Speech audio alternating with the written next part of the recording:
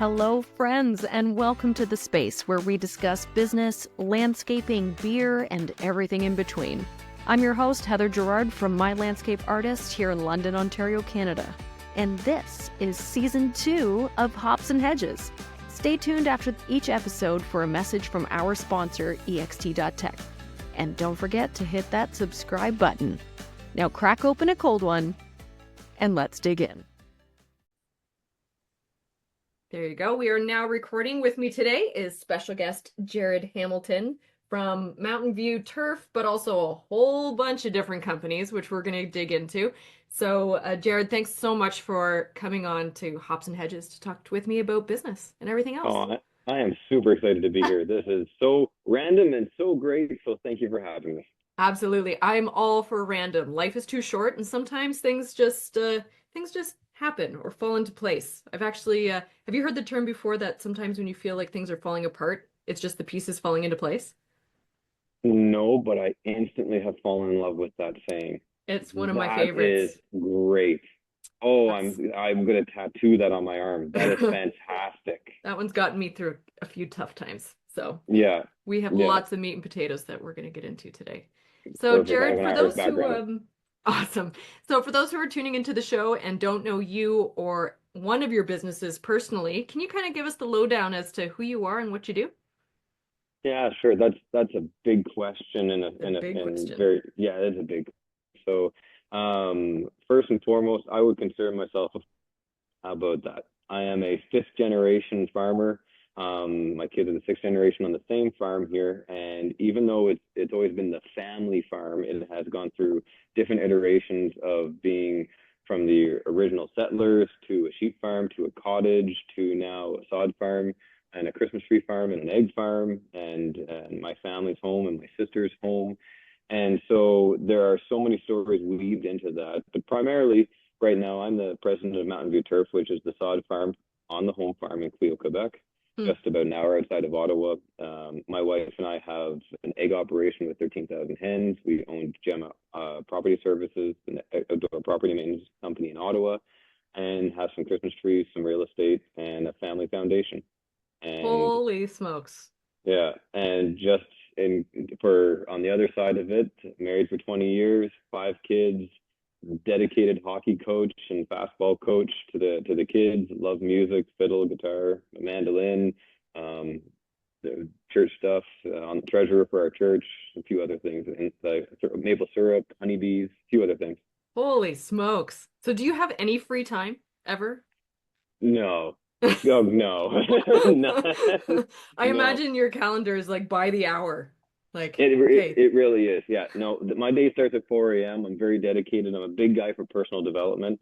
So I'm big for getting up early and reading 10 pages of a good personal development book, going for a workout with my wife and my oldest boy, and letting the day start from there. wow, that's awesome. And what a great way to start the day. Also to make it like to include family in that.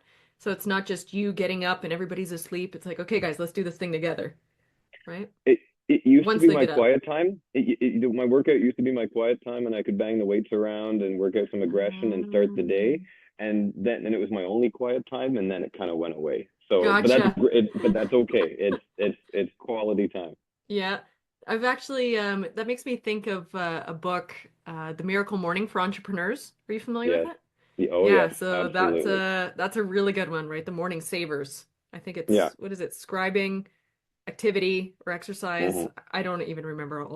Oh, affirmations. That's what that Yes. is. Yeah. Visualization, silence. There's a whole bunch of stuff there. Another really good I'm a book. I'm a big fan of setting up your morning because whenever you step into the role, whenever the day starts, and that stepping into your role is everything, father, husband, business, anything like that. You need to show up as your best self. So every day, Yeah. I'm trying to figure out what do I need to do to show up as my best self so I can make the best decisions and take the best actions as possible. I love that, setting up the day. Like there's something to be said for the energy that you put out there. So when you get up Hmm. and you see, what is the biggest priority or what are the top three priorities that I need today and who do I need to be in order to do these, right? That's And just exactly setting it it. up for the day. Yep. 'Cause Yep. sometimes And it I might be you kind of know it's going to be a rough day. So it's like, okay, today I got to be a little bit of bad cop maybe, or I have to, be a little heavy-footed, or Yeah. today And I I would just need to also say, relax. yeah, 100%. But there is something about, I mean, when you do stuff for yourself, right? When you're learning, when you're exercising, when you're doing those things, you're building your own confidence. Hmm. So, you both physical, emotional, you change how you show up. You change how you interact with people. And so whenever you got like even a rough day, when you know you got some challenges ahead, okay, broaden the shoulders, do the Superman stance, move on. Yeah, that's huge too, the body language, right? Uh, you and Sometimes I read the same books. I think so too. I think so too. Yeah. We got to exchange a book list. I also Yes. saw on your pre-interview questionnaire because I usually ask for two book recommendations, and you're like, only two? Oh yeah. Oh, So absolutely. At yeah, I least once, think one or two a month. at least. Yeah, Excellent. I'm trying 100%. to kind of reprioritize because I'm reading about one book a month. I would like to read more, but I'm not prioritizing it, and that's on me, right? If I How want do to you read absorb more, your book though? Or do you study your books or do you just try to get through them? I'm a writer and a highlighter. It drives my husband crazy, but I write in my books and I highlight stuff. Hmm. And then so once I put it down and once I finish it, then I revisit the book before it goes back on the shelf. I'm a big fan of reading the book while I'm listening to Audible. And taking notes or even if it's just underlining things as I'm reading it Yeah. to enforce. So I'm studying the book. It slows it down because I don't if I ever am going for a drive, I'm not taking the drive time to read the book. That's for a podcast, that's for music, that's for something else. But Yeah. when there's a book that I'm intentionally studying and trying to take action on, I'm Hmm. listening and reading at the same time. Wow. I like that. That's a good way of inputting it. A friend of mine, he's going through some big life changes right now, and he's reading a book I recommended to him. I forget who wrote it. I have it somewhere on here. But it's called No More Mr. Nice Guy. Oh, No More Mr. Nice Guy by Dr. Glover. Okay. It's Yeah.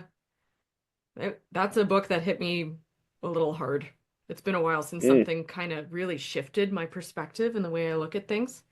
Hmm. But yeah, really, really good book. But he was just telling me that he was listening to Audible, and now he's going back and he's studying it. So same thing. He listened to it. He's like, I need the book so I can write in it.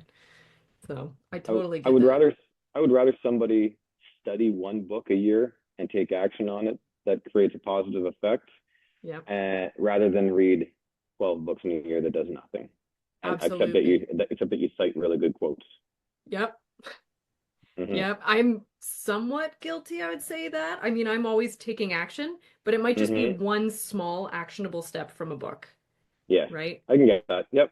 Like that Profit First for Contractors. That's another great book. But to implement everything in it for me is a little overwhelming.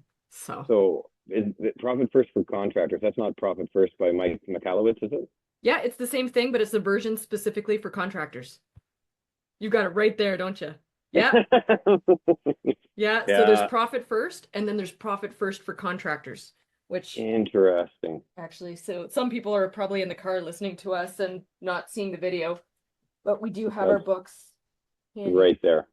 Yeah, I I just thought it was super implemented handy, Profit but First about a year ago actually oh for yeah. the egg farm, and now I'm slowly integrating it both into Mountain View and Gemma.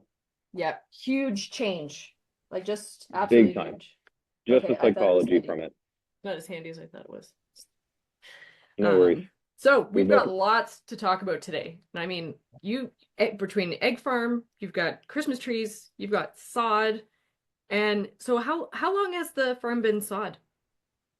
The so long story short is my grandfather married a girl and moved out to Ottawa and kept the farm with some sheep as the cottage. Basically, they would come up, and so Dad was raised in Ottawa, and then he worked at a sod farm and he saw an opportunity where there was a lot of sod going into Quebec, and he's like, I have a farm in Quebec. And Yeah. so him and mom got married. They moved out to the farm here. And my grandfather and my mom and dad started Mountainview in 1977 with 13 acres. Wow. Hmm. Holy Yeah, smokes. yeah, and 150 sheep. Man. I mean, Yeah, I can barely imagine tossing around hay bales, but I really can't imagine sod.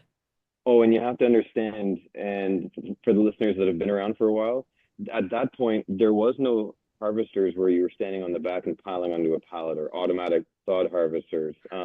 You were actually like, if they were cut out and you had to pick them up off the ground, throw them onto a pallet that was on a tractor, and then that pallet was then going on the truck. Holy smokes. Yeah, back breaking labor. My body just hurts hearing you saying that. Yeah, yeah, and I mean, I piled sod on the back of our harvester for 5 years. Yeah. Whenever I graduated from university, and which was one of the best jobs I ever had. But it's yeah, to think one level next from that, where it's like, no, at least you had it on the conveyor. You didn't actually have to bend over, pick it up off the ground like Ah, tobacco from Tilsonburg. That's yeah. holy smokes. And was this tractor, I noticed too on your on the questionnaire that you've had this Kubota 5030 tractor like since you were 15? Yes. Well, it's not mine personally, it's the farm's, right? But So that's still, like it. that is a Yeah. long time for a machine to run. Yes, absolutely. We run Kubotas here, and I'm not doing this because I'm getting anything from Kubota on the side. We've just had a lot of we've had them all. We've had all colors of tractors, and we've Yeah. just had great success with our Kubotas for that size tractor. Man, that Hmm. is good to And know. I'm gonna and put that that little one and nugget away. I'll go out for that one. That one and I have been through a lot together, a lot of Yeah. projects, a lot of distance on the farm going back and forth. So it's That but I mean tractor has seen some things. I mean, when I was 11, if I'm allowed to go back in time, Yeah. I was the kid where my father put me on a Ford 6610 and an 18-foot set of mowers in the field in front of the office here, which is a 25-acre field. We did two spins around the field, and he hopped off and he said, "Look, if you get off this tractor with the PTO still running, I'll come back and kill you." And he walked away. And there I am, 11 years old, driving a 60 horsepower tractor with a PTO instead of mowers, and I was on there for the next. That's in essence, that's how I grew up. Wow. We Yeah, hear about kids being thrown into the water. Here, learn how to swim. We don't always hear the story of here, figure out this tractor yeah. and Figure don't out the wreck it. piece of equipment. Hope it, don't put it in the bush. Don't put it in the ditch, and make sure you turn it off before you hop off. Holy smokes. Yeah, good stories, Ah, good times. yeah, good times. Our dads teach us certain lessons, don't they? Oh, I could go on. Indeed. Yeah, Me I could too. go. Yeah, I could go on and on. So your dad was definitely somebody who was really important to you in life, and you did list him as one of your mentors. You also mentioned Dave Ramsey and Dan Martell. Could you talk a little bit about these guys? I'm always keen to hear about mentorship stories and the people who have made us who we are today. Dave Ramsey, for those who don't know him, would be like the wealthy barber of the States. He is the number one personal finance. He has his own talk show. He runs his own business in the States. And in 2013, a couple from church invited my wife and I to attend Financial Peace University, Yep.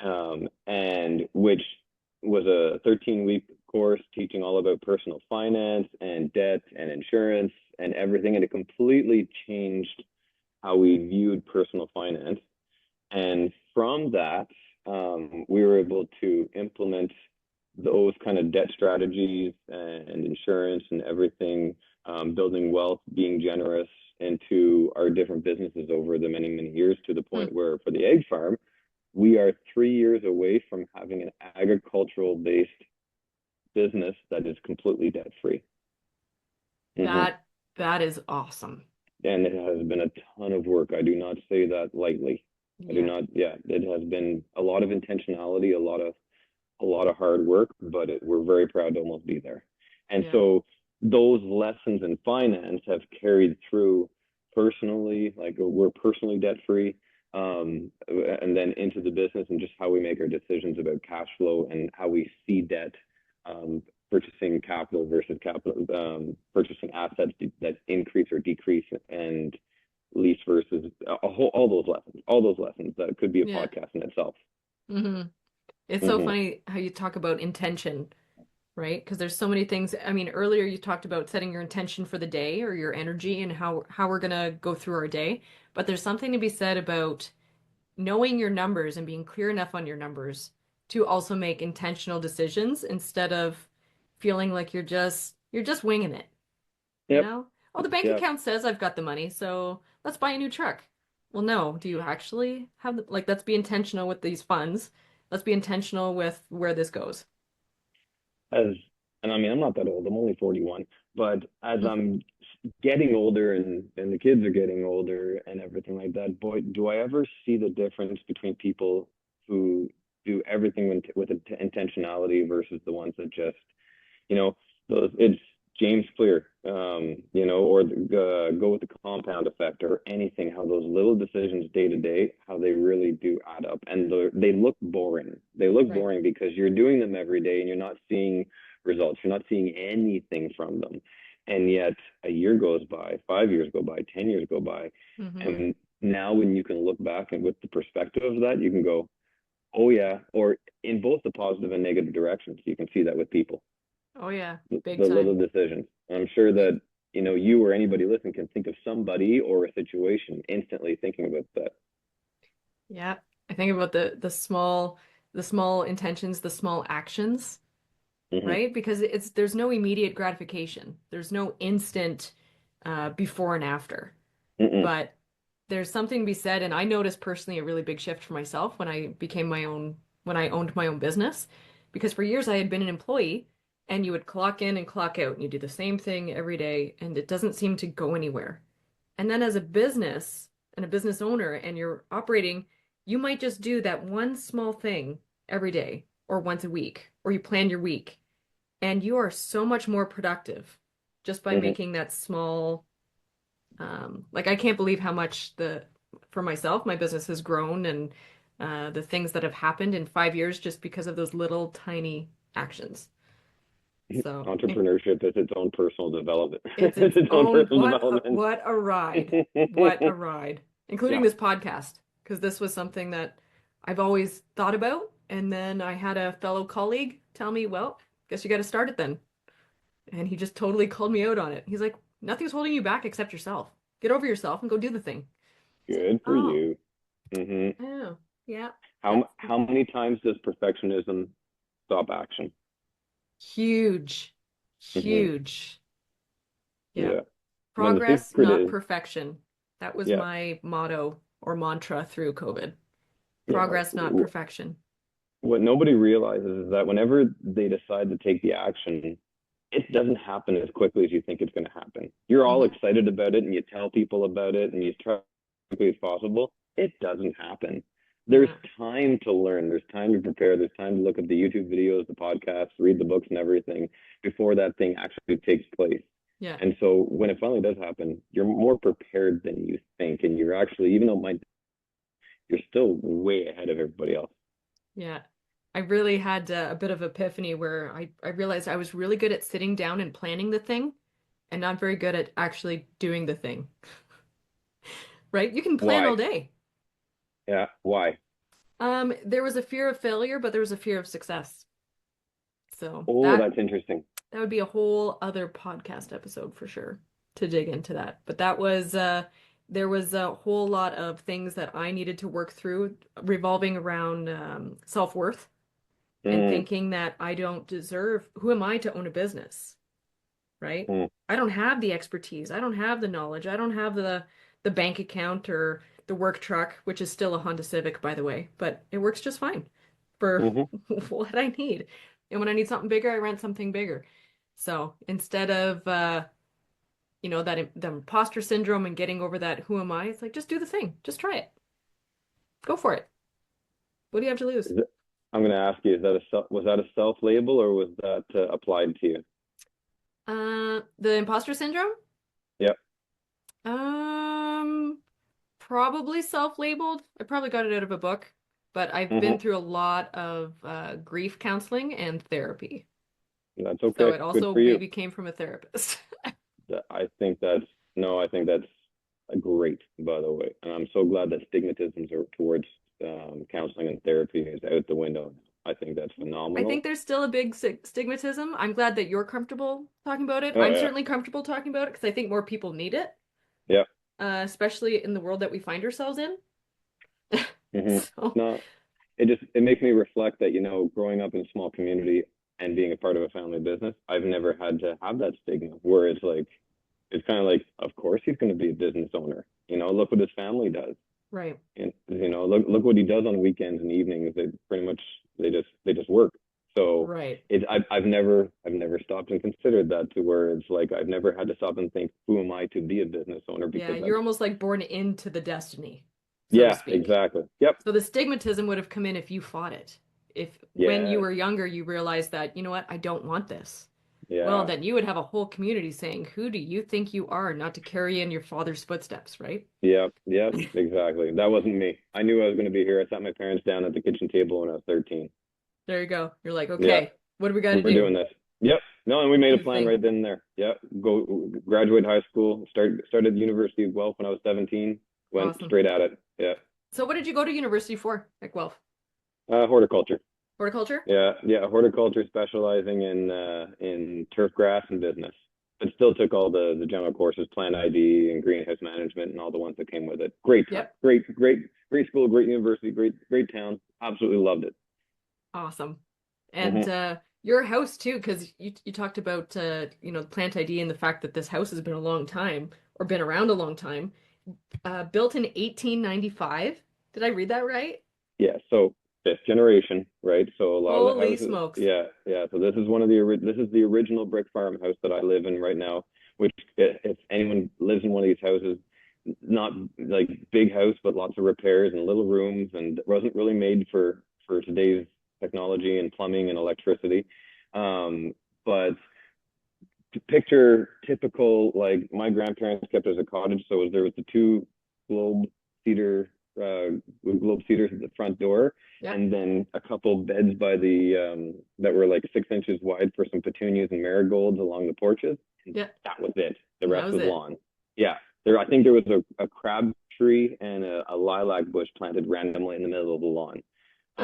Just yeah. So when I moved in after graduating university and then got married afterwards, it was kind of like very much exposed, because the office is 50 feet. I could turn my laptop around and show you my house from the office here, and there's 30 or 40 guys coming in every day, plus tractors, plus Wow. trucks, plus clients and everything. So we wanted to start to build out that barrier between us and the business. Hmm. And I mean, best time to plant a tree 10 years ago. Next best time is today. Yep. So we got a design in place and to start putting in the big items, the trees, the evergreens, planned out some beds and stuff like that, and have slowly grown it with perennials to try to make ourselves a little like an English garden that as you go around. Big perennial fans. We love our perennials. Awesome. Well, I'm a Hmm. self-proclaimed plant nerd. So if you Hmm. have some photos of your garden that you would like to spam me afterwards, Will please do. do. Please Yeah. do. I I'm can also thank Guelph for that, though, because I didn't know anything about this. I yeah, didn't go into Guelph knowing anything about, or like, garden designs and perennials and stuff like that. But through Plant ID and friends and courses and landscape management and all that, really came back with a love of it. And it's like, no, I know what those plants are. yeah, had to write them out 10 times to know the botanical name for my every Friday morning at 8 a.m. because that's what you do to university students to punish them. yeah. Did you ever find yourself like in a car with your wife or your family and you're like, oh, I know what that tree is. Oh, that's a sugar maple. Oh, Oh, that's a black all the pine. time, That's a all white the pine. time. Yep, all the Yeah, time. we still My do mother that. was fascinated. My mother was fascinated when I came back. It's like, when did you get to know this stuff and and enjoy it and stuff like that? So it was good. It was fun.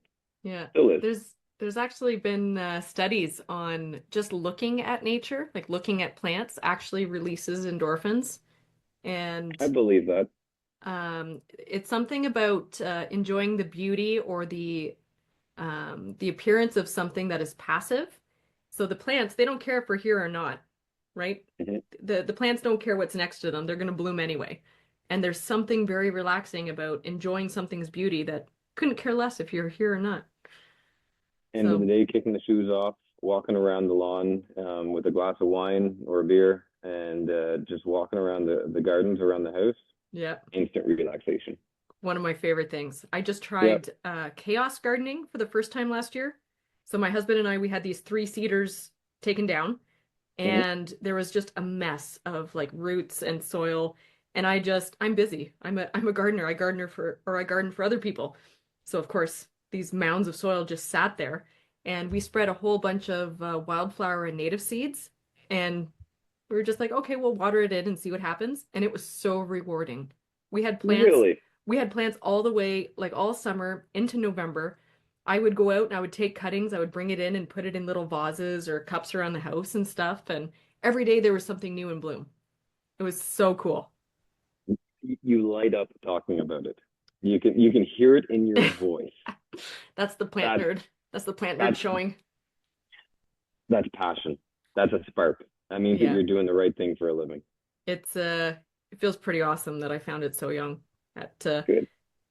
growing up for me, like I grew up where my dad did own his own business. It was actually a janitorial business. And I Hmm. didn't realize at the time, but working with my dad, I was getting this entrepreneurial spirit, right, from my dad. And then Mm. on the flip side of that, my mom was a bank teller and very quickly became a manager, uh, which just last year she retired from, thank God, because the stress that she had at that job, the political BS and just I couldn't Oh, believe some of the crap. She was hospitalized, I think, twice for stress and anxiety because of work. Like it was just, wow. and so growing up with that, I was like, okay, so my dad is maybe not so secure financially. It comes in waves as an Hmm. entrepreneur, but my Hmm. mom is like so stressed out all the time. And I don't want either of these things, right? Like I want Hmm. security, but I want my mental health intact. And then coming across the term landscape design, it's like, huh, I can garden, I can help people garden, I can help people connect to nature, and I can draw pretty pictures and somebody will pay me. Sign me up. So Why not? why not? Let's just go for it. Yeah. It's a good S- story, by the way. Thank you. It's Yeah, you're welcome. yeah, I don't know if I've actually said it out loud before. Mm. It's just occurring to me. Interesting. Interesting how things just happen. Hmm. Um, so something else that you mentioned on your the questionnaire that I just always love asking people, what would be your point of advice, right? If somebody's going to be starting a business or if they're new to it. And a couple things you Didn't I said write was, down like seven? what's that? I think I wrote down like 7 or 8 pieces of advice, didn't Yeah, I? you've got a few really good ones here. Like, Sorry. no, no, don't apologize, right? The more the merrier. And maybe one of your lessons that you share today is going to be helping somebody 5 years ago from now, or 5 years from now in the Hmm. future, and they're listening to it now. So it's so interesting how this works, right? Hmm. We're Yep. recording it now, February, or no, March 7th, 2025, and somebody could be listening to this now in 2030 and being like, wow, that's exactly what I needed to hear in this Yeah, moment. the term is, I learned this week. The term is evergreen with podcasts where they're Evergreen. out there and they're always out there. The term is actually called evergreen.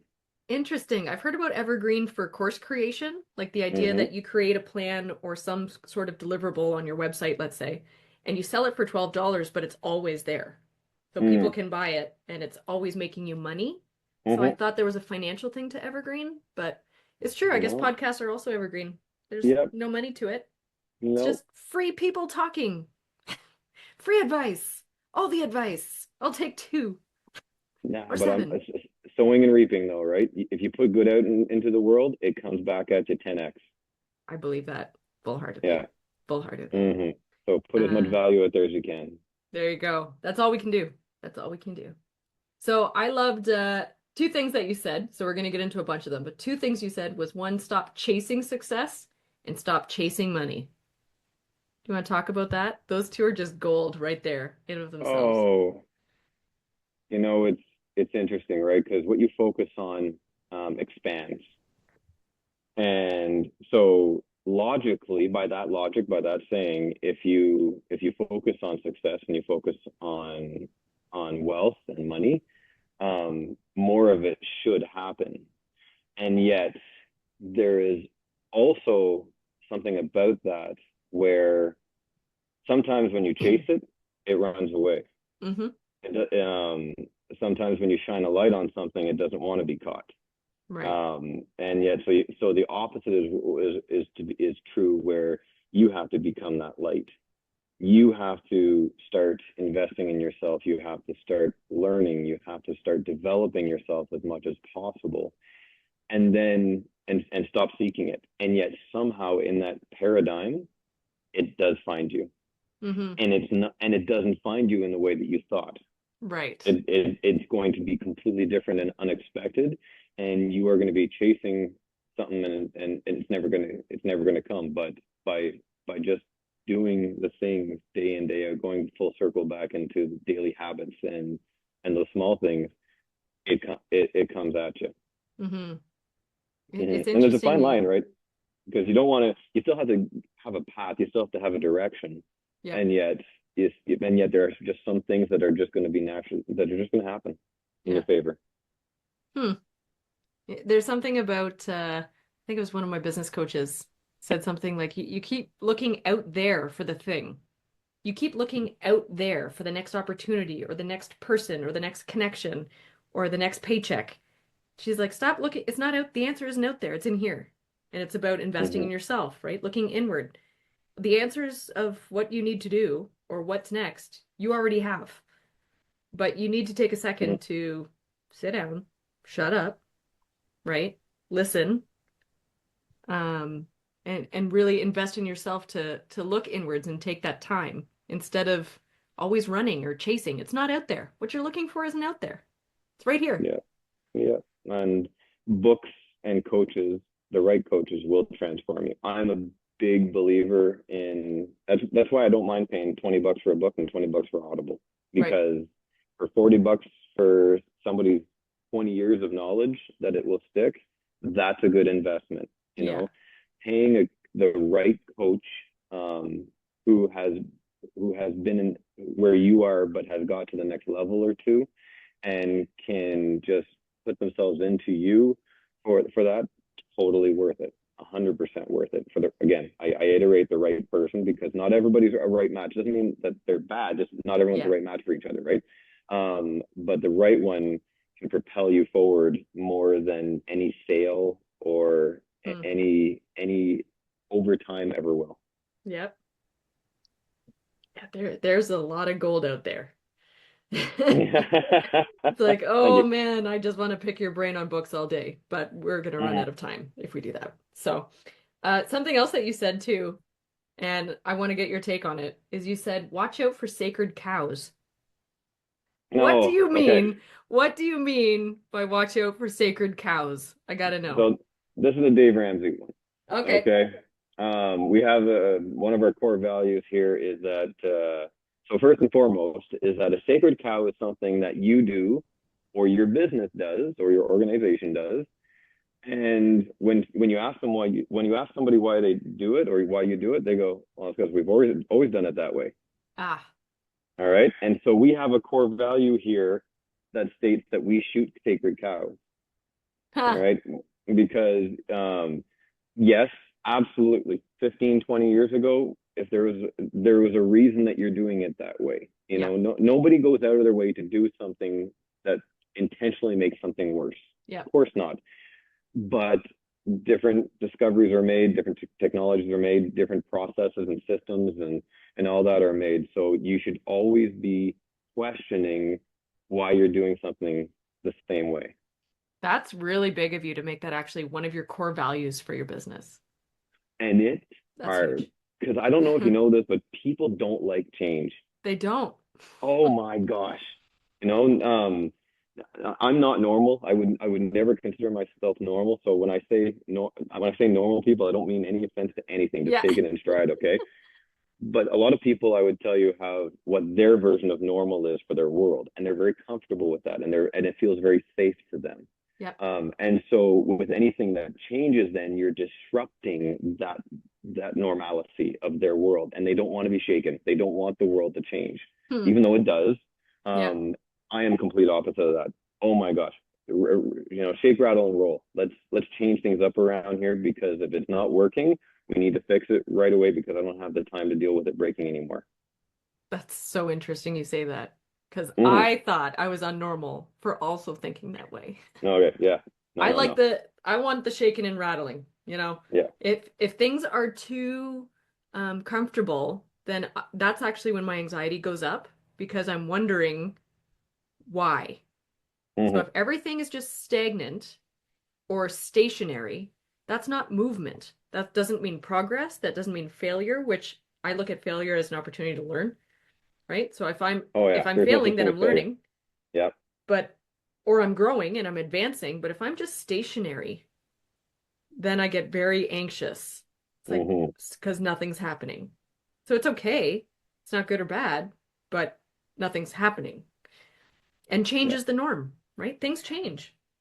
And And this so is when they're why not leadership is changing, fun. All right. This is why leadership is fun. Remember, management is a science, leadership is an art, right? there you go. Because as a leader, when you learn about different, I'm a big fan of the DISC personality profile. Yep. As you know your crew, as you know your team, as you know, you get to work on your sales, you get to work on your charisma about introducing this change and about why are we doing this, and you get to sell Mm-hmm. it a little bit, and it's that convincing, right? So it's you're working on your skills at the same time as introducing this change into the organization that technically probably 80% don't want to do it, but they're just following along. But Right. your job is to introduce it as smoothly as possible, and then to kind of calm the waters when the inevitable happens, when it doesn't go as smooth, but it's still the right thing to do. You're the Yeah. one to calm the waters, make sure everyone knows it's still the right direction, and then 3 or 4 years go by and everyone goes, hey, remember that dumb thing that we used to do? Isn't this great now? Yeah, I remember as an employee being very frustrated at a number of different jobs because I would ask, why do we do it like this? Oh, we've always done it this way.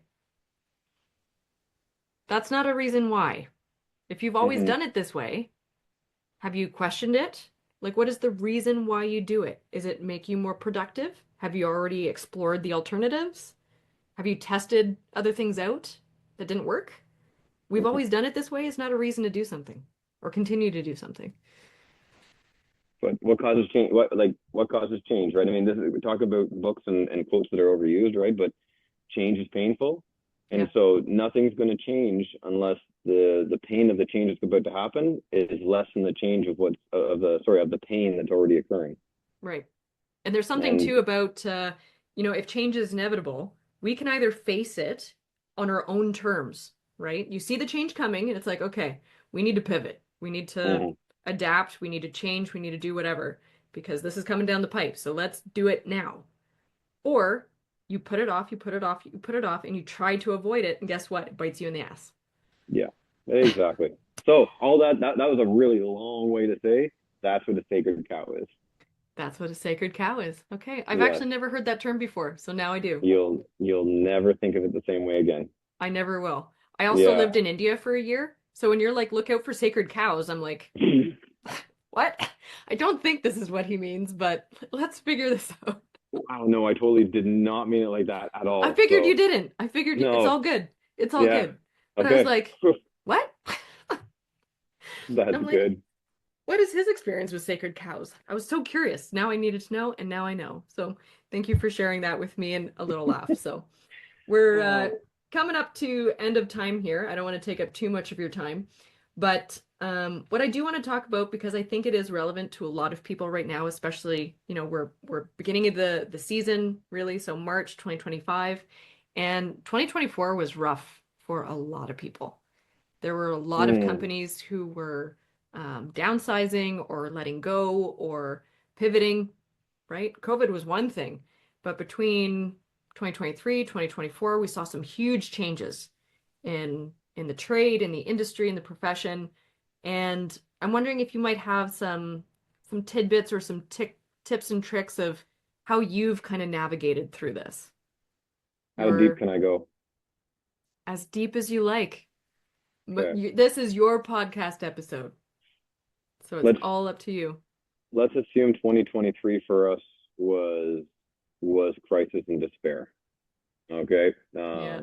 for multiple businesses, for multiple reasons, operationally, financially, 2023 was horrible. All Hmm. right. In the end of 2023, my wife and I lost baby number 6 at 10 weeks. In February of 2024, my mother was diagnosed with colon cancer, stage 4. In Unbelievable. May of 2024, my father-in-law was diagnosed with esophageal cancer. In May of 2024, my main harvester operator said that he wanted to become an electrician. And we did not have the right trainings and systems in place to have someone else in the harvester, which meant that I had to hop on it. Ah, And because we didn't have the right training and systems in place, that meant from May 2024 to November 27th, I was working from 2 a.m. to 5 p.m. Both harvests, I had to find an extra 30 hours in my week, 30 to 35 hours in my week. And lots long days, hard days, developed claustrophobia with the harvester itself, oh no. but had to overcome that because I was the only one that, and no days off. My mom's from Nova Scotia originally. Her and dad have a second house down there. She has 51 first cousins, which is insane. But she did her treatments down there. I couldn't take a day off. I couldn't go down to go support her, to give her a hug. Yeah.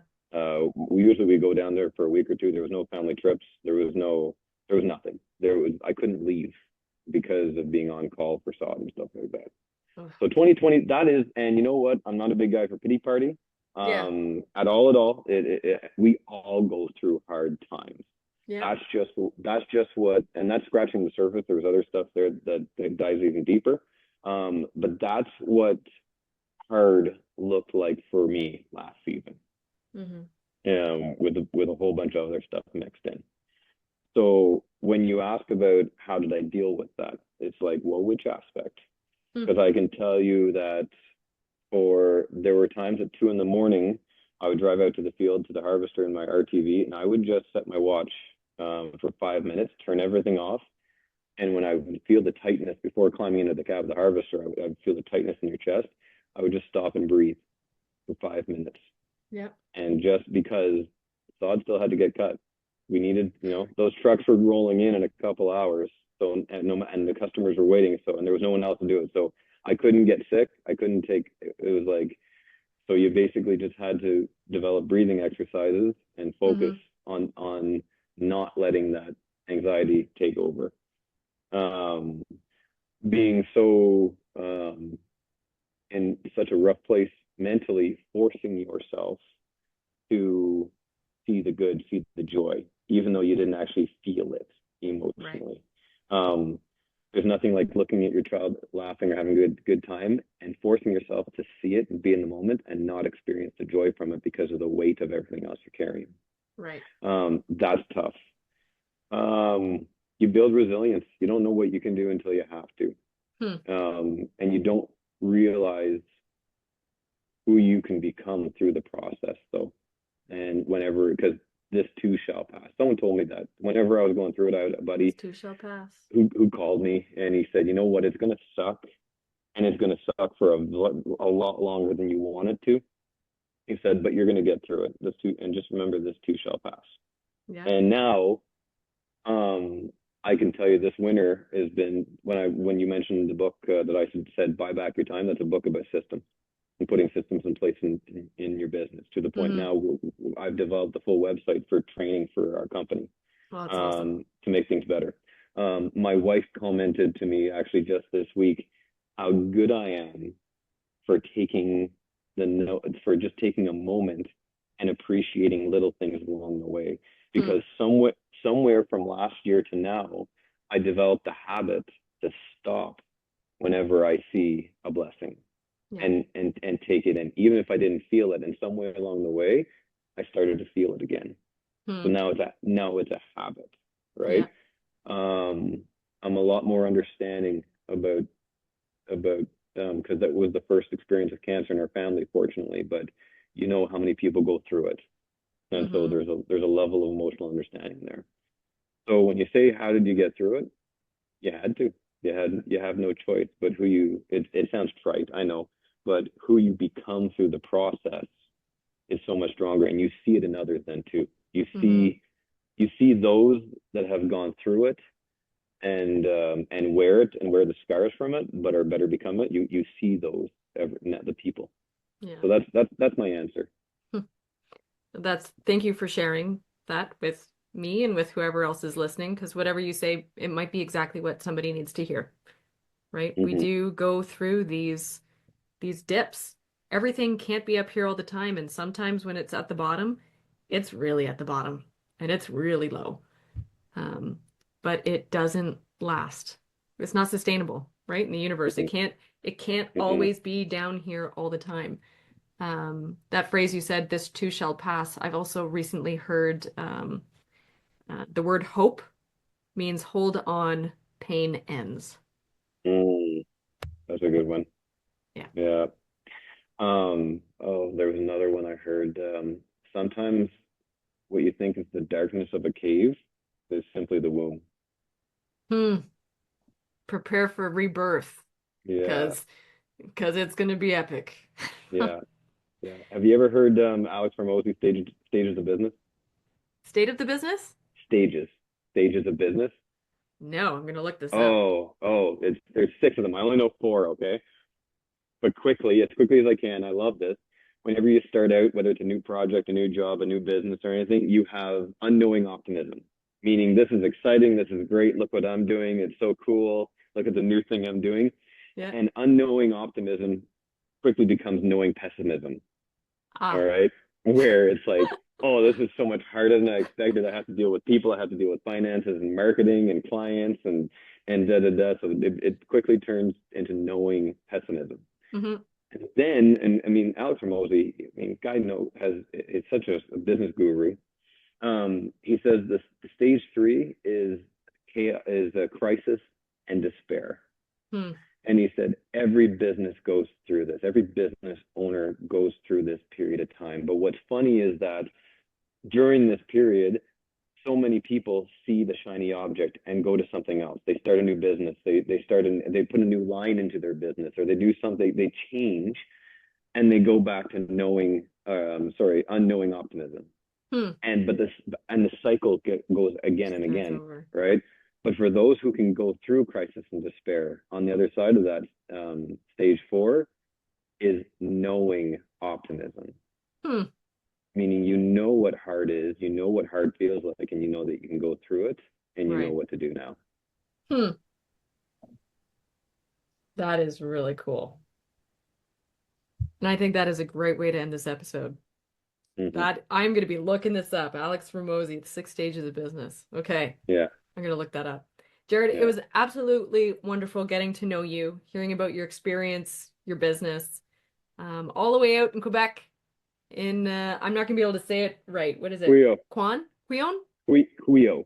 Quio. Yes. I would have never had that right. Quio, Quebec. No one ever does. It's okay. Okay. It's okay. Perfect. Thanks again, and hopefully maybe later this year or next year we'll check in and we'll do a round 2 with Jared. I would absolutely love that. And in the meantime, if you don't mind, if you want to catch me, I'm on LinkedIn. I'm on LinkedIn every single day, and I'm happy to meet and network through it. Awesome. Yeah, you can find Jared at Jared W. Hamilton on LinkedIn. So there you go. There you have it. That was great. Thank you for having me. Thanks, Jared. I'm sure we'll be in touch. Right on. Take care. Cheers. That concludes this week's episode, hosted by me, Heather Girard at My Landscape Artist. Now, before you go, here's some info about our sponsor, ext.tech. In today's fast-paced world, your landscaping business needs modern solutions to keep up with the change. That's where EXT comes in.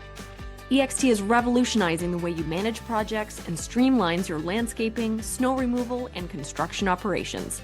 Instead of juggling 5 different software packages, endless spreadsheets, losing track of leads, and missing out on potential sales, you could be leveraging AI job routing, client management, and financial insights with a modern mobile app that employees love to use. With EXT's flat rate pricing, you'll never be caught off guard. If you're ready to revolutionize and grow your landscaping business, visit ext.tech today to learn more. And for additional savings, use the code HOPS10 at checkout, or just tell them that Heather sent you. See you next week for another episode of Hops and Hedges.